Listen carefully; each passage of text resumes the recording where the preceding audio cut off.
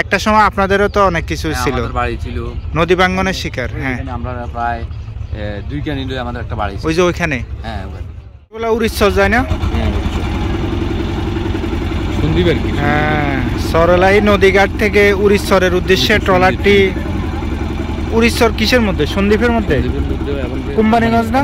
কোম্পানিগঞ্জের মধ্যে পড়ন্ত বিকেল, তারপরেও তো যাত্রীর অভাব নাই।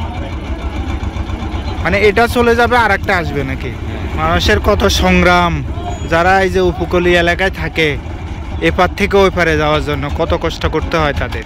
যুদ্ধ তো আর থেমে থাকে না।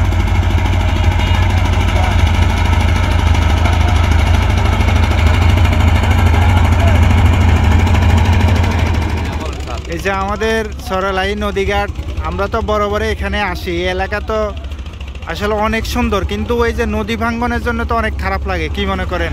এই এলাকাটা বিশাল এলাকা, কোম্পানিগঞ্জের বিশাল এলাকা। হ্যাঁ, এই এলাকার মানুষ বেশিরভাগ নদী ভাঙায় বিলীন হয়ে গেছে, এমনকি মানুষ খুব হতাশা আছে। হ্যাঁ, মানুষের কষ্টের সীমা নেই। হ্যাঁ, এমনকি মানুষ নদী ভাঙা কারণে মানুষ বিলীন হয়ে গেছে নদীটা। পরে সন্ধ্যা নামবে, ঠিক তার আগ মুহূর্তে আমরা কোম্পানিগঞ্জের সরলাহি নদীঘাট সংলগ্ন এলাকায় একটু আগে এখান থেকে একটি ট্রলার ছেড়ে গেল উড়িষ্যরে। আমরা নদীঘাটের পুরো ভিউটি একবার দেখাচ্ছি আপনাদের। এই যে ভেঙ্গে এদিকে তো অনেক বাড়ি ছিল না আগে? হ্যাঁ, এখানে অনেক বাড়ি ছিল। হ্যাঁ, প্রায় 3-4 কিলোমিটার ছিল আর কি। তো এই মানুষগুলা তো একেবারে সর্বশান্ত না?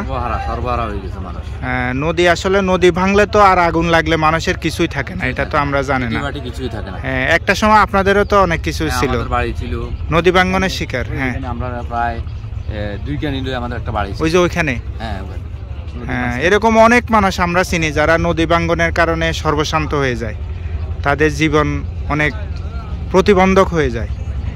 এই যে কিছু মানুষের বাড়িঘর আছে, হয়তো সৃষ্টিকর্তা যদি তাদেরকে রক্ষা করে, আর না হয় কখন কি হয় বলা যায় না।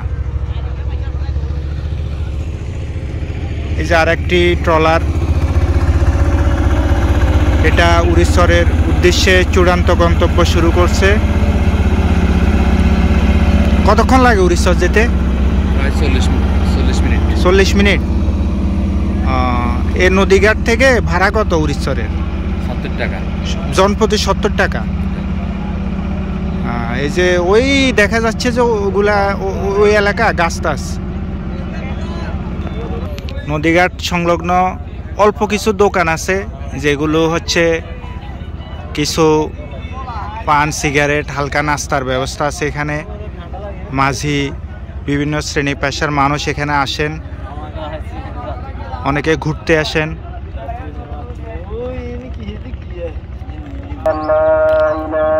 অলরেডি মাগরিবের আজান হয়ে গেছে, ঠিক একটু পরে সন্ধ্যা নামবে। আমরা আরো কিছু ভিউ দেখাচ্ছি সরলাহি নদীঘাটের।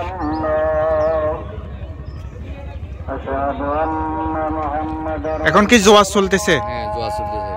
এই যে নদী ভাঙ্গনের কি অবস্থা আমরা দেখি, এই যে প্রচুর ভাঙতেছে এখনো। এখন তো শীতকালে তো নর্মালি কম ভাঙে, এখনো এই যে এদিকেও একসময় প্রচুর বাড়িঘর ছিল, যেগুলো এখন নাই, নদী গর্ভে হারিয়ে গেছে। মানুষের দুর্দশার শেষ কথায়। অবশ্য প্রকৃতির উপর আমাদের কোনো হাত নেই, প্রকৃতির গতিতেই চলে। কর্তৃপক্ষ যথাযথ পদক্ষেপ নিলে হয়তো ভাঙ্গন রোধ করা সম্ভব। স্পিড বোট উড়িষ্যা থেকে আসে? হ্যাঁ। ও, এখন কি ট্রলারের পাশাপাশি এগুলো আছে? এগুলো তো অনেক কম সময় লাগে মনে হয়। ভাড়া কত স্পিড বোটে? ভাড়া কত? 100 টাকা। আর ট্রলারে? 70 টাকা। খারাপ না, ট্রলারও তো দ্রুত যায়, আর এটা আরো দ্রুত যায় আর কি।